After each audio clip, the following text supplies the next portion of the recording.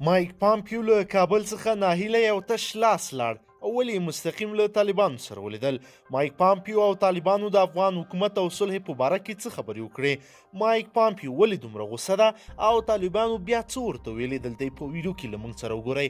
قدرمنو لیدونکو السلام علیکم، وخت مو بخیر. د امریکا د بهرنیو چارو وزیر مایک پامپیو ویلي چې دوشنبه ماخوستن دوحه کې د طالبانو د سیاسي دفتر له مشر ملا برادر او د هغه له ډلې سره کتلې دي. طالب ویان سهیل شاهین هم پر خپل ټویټر پاڼه د دې کتنې پخلی کړی او لیکلي دي چې دواړو خواو د خپل منځي هوکړې پر پلي کولو او د بندیانو پر خلاصون خبرې وکړې. مایک پامپیو تېره شپه دوحه کې خبریالانو ته وویل د افغانستان کې د تاوتریخوالي د کمولو په تړاو طالبانو ته سپینه خبره کړې او ورته ویلي چې امریکا دې برخه کې څه تمه لري. ښاغلي پامپیو ویل امریکا او طالبان په همغږۍ د یو بل کړنې ګوري او طالبان هم باید د بندیانو د خلاصون موضوع کې خپله برخه کار وکړي. د امریکا د بهرنیو چارو وزیر زیاته کړې طالبان تر دې دمه له امریکا سره خپل منځي هوکړې ته ژمن دي او د دې هوکړې له لاسلیک کېدو راهیسې پر امریکایي ځواکونو برید نه دی کړی. د هغه په وینا طالبانو تاوتریخوالی هم تر ډیره کم کړی دی او بین الافغاني مذاکراتو ته د خپل پلاوي پر لیږلو هم کار کوي. ښاغلی پامپیو ویل د افغان سولې بهیر کې به حتما خنډونه وي، خو د طالبانو په ګډون دا د ټولو ښکیلو غاړو مسؤلیت دی چې افغانستان پر مخ بوځي. مایک پامپیو ټینګار وکړ چې په تیرو 2 میاشتو کې د افغان سولې بهیر کې شوی پرمختګ بېساری دی او هیله یې ښوده چې دا بهیر به پر مخ ولاړ شي.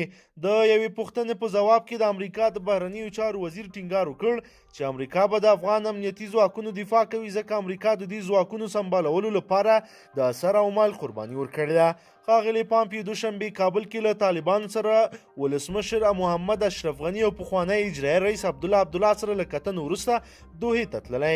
په کابل کې ښاغلی پامپیو هڅه وکړه چې د ولسمشر غني او ښاغلي عبدالله ترمنځ روان سیاسي کړکېچ هوار کړي، خو د دې هڅې کې بریالی نه شو.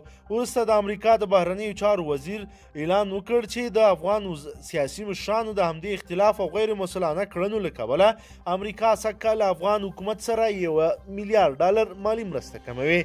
دوحه کې خبریانو نو د بهرنیو چارو وزیر مایک پامپیو نه پوښتنه وکړه چې دا مرستې به په کومو برخو کې کمیږي او اغیز به یې څه وي. نوموړي په دې اړه له جزئیاتو ورکولو ډډه وکړه، خو ټینګار یې وکړ چې که افغان مشران یو ټول شموله حکومت جوړ کړي نو خبره به دې ته نه رسیږي چې امریکا خپلې مرستې کمې کړي.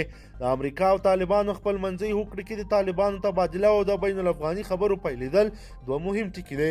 طالبان ټینګار کوي چې بین الافغاني خبرو مخکې باید د دوی 15,000 بندیان خوشي شي، خو افغان حکومت وایي چې د بندیانو له خوشي کېدو مخکې باید تاوتریخوالی کم شي.